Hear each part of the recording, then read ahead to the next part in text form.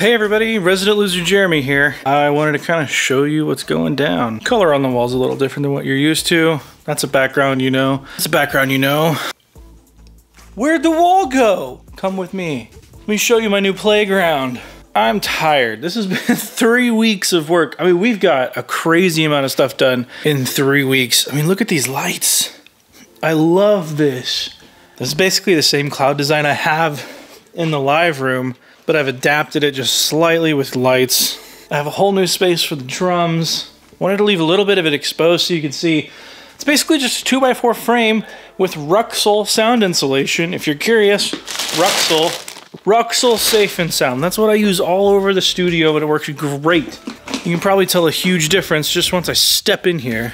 Right next to a wall. Did it get really, really quiet? Can you hear me really, really well? I'm so stoked at how large this room is now. I set up the drums and played the drums a little bit, and the tones in here are just gonna be massive. It's gonna take me a little while to figure out exactly where to put the treatment on the walls, but I still have a lot of things coming in that I'm waiting for, because getting things kind of post-pandemic is a little hard, I'm finding out. I'm not getting the wiring that I really wanted, just because I can't get it. But I'm reusing a lot of stuff here. All of my old bass traps are ready to be rewrapped with the new color schemes.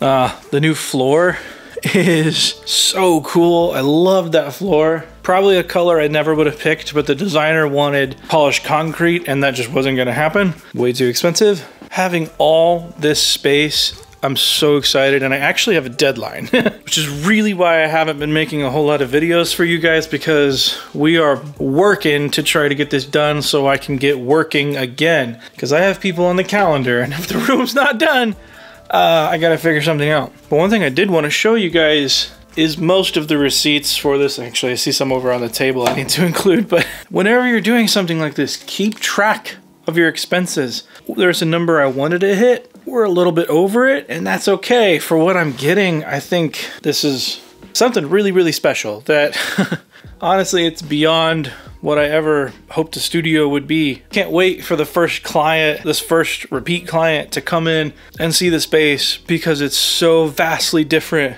than what it was before. I just can't wait to show that off to people. I think that's gonna be really, really cool. But there has been just an insane amount of work. We have been painting the walls. The paint I actually used was a Behr paint. I think that's like a Home Depot brand. I would do that again in a heartbeat, because I hate painting. I absolutely hate painting. I cannot stand it. But this time I was like, if I'm gonna paint, I'm gonna get something good. I'm not really sure if Behr paint is good, but I bought good tools to use. I bought a really good brush, a really good stand. It made painting go so quick, and as you guys can see, there was a lot to paint here.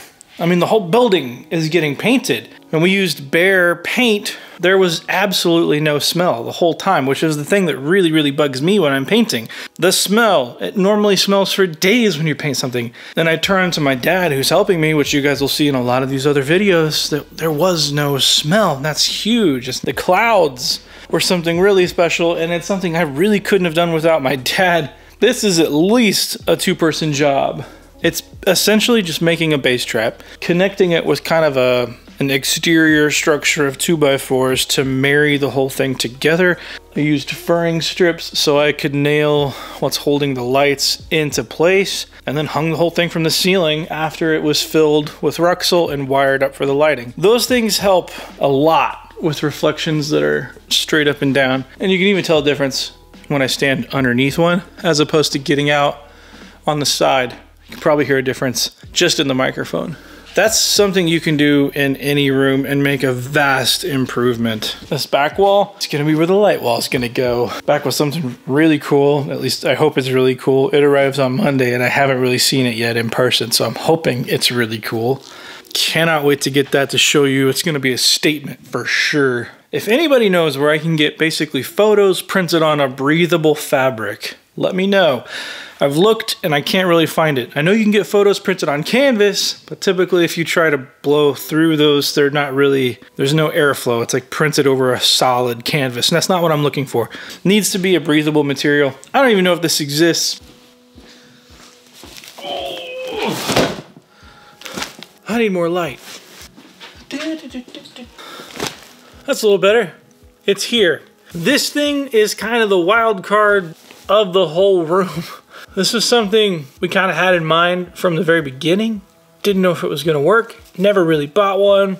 The shadiest process of purchasing one. It's a curtain. It sounds really weird. It's just a curtain, but it's kind of like a theater curtain. It's a sound deadening red curtain supposed to go on the wall back behind me. So I have no idea what's gonna be in here because the calls back and forth between these people have been odd, maybe. Let's open it up and see what this thing looks like. Because if this does work out, this is a deal and everybody should get one. So let's crack it open.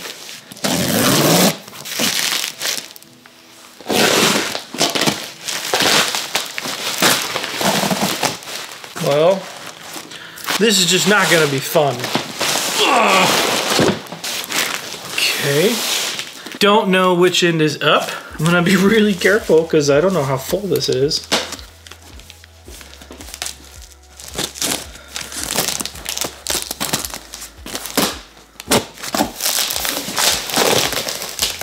It's red. Whoa. So I knew from the get-go this was either gonna be awesome or really, really stupid. It looks like it's awesome. So it's supposed to be 10 feet tall by like 14 feet wide. Let's see how we ended. Oh my gosh. Looks like a curtain. Let's hang this thing up. I'm excited. So I have a bag of hardware here. I already have a pole mounted up there that I'm gonna mount the curtain on. It's gonna take the weight. There's already anchors going into the ceiling. It's built to handle more weight than this thing is. And the idea is to use S-hooks through the curtain, through the pole. See what happens.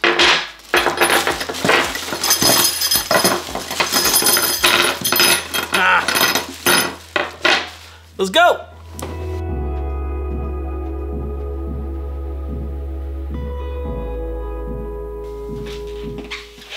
Ha! That's actually pretty cool. I'll put the link for this company down in the description because even though it was kind of odd to purchase something like this, but I've never bought a theater curtain before, but and honestly, like, the process was a little shady. This thing only cost like $300 for as large as it is and as heavy as it is. I can already tell a massive difference in the room just from an acoustic standpoint. And it looks great. That red, it's exactly what I thought I ordered. Now just picture soon the light wall will be in front of this thing. It's gonna be so cool. It's coming together. Ah!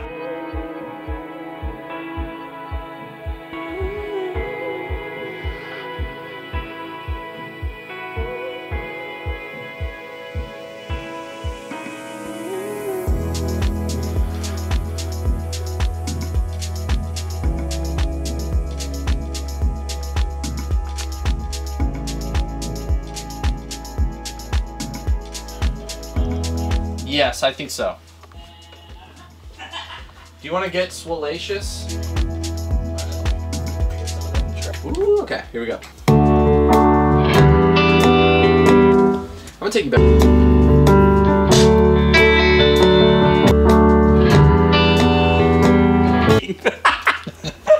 Let's try it.